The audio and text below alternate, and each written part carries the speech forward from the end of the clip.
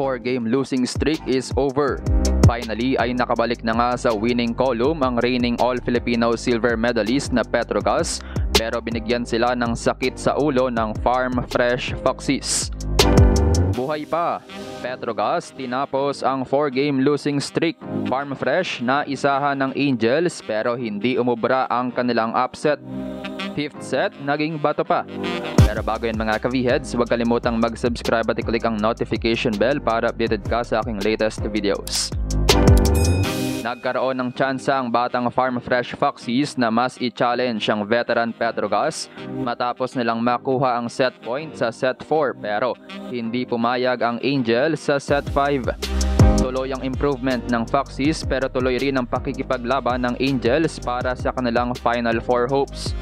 Matapos ang sunod-sunod na talo ay nakabalik na nga sila with a close 4-set win laban sa Farm Fresh, 25-22, 19-25, 25-16 at 26-24. Unang umabante ang Farm Fresh sa umpisa ng game posting a 13-11 lead.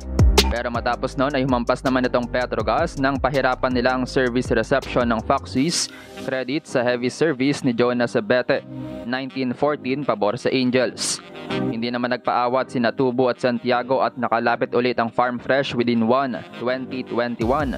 Pero nagising ang opensa ng Angels dahil activated din ang kanilang mga middle with Buitre and Galdones 25-22, set 1 para sa Petrogas.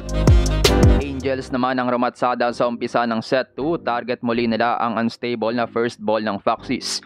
Pero again habulan ng tema ng game dahil mas nauna pa sa technical timeout ang Farm Fresh. Nawala ang depensa ng Petrogas dahil sa masterful game ni Louie Romero sa playmaking. Nahirapan silang sagutin ang puwersa ng number 1 scorer na si Trisha Tubu at nakarami rin ng errors ang Angels, 25-19 pabor sa Foxes. Bumalik naman ang service game ng Petrogas sa third set kaya mas kontrolado nila ang opensa ng Foxes. Successful din si Janelle Cheng na i-activate ulit ang kanilang mga middle lalo na si Ali Buitre sa opensa. Mas naging maayos rin ang basa ng Angel sa laro ng younger Foxes kaya mas na-improve din ng Petrogas ang kanilang net defense. Dominado ang Angel sa third set 25-16. Iba naman ang storya sa set 4 dahil mas marami na ang deadlock at halos palitan na lang ng kalamangan. Sagutan sina Sabete at Tubu habang maganda rin ang palitan sa gitna ni Galdones at Riza Cruz. Nakakuha ng maliit na momentum ang Petrogas sa dulo ng set matapos tapusin ng ilang long rallies 23-21. Pero may crucial ace din si Alyssa Bertolano tying the game 23-all. Hindi naman nagpaawat si Gretzel Soltones with back-to-back points to end the game 26-24. Player of the game si Jonas Abete with 21 points and 16 attacks, 3 blocks and 2 aces plus 10 digs.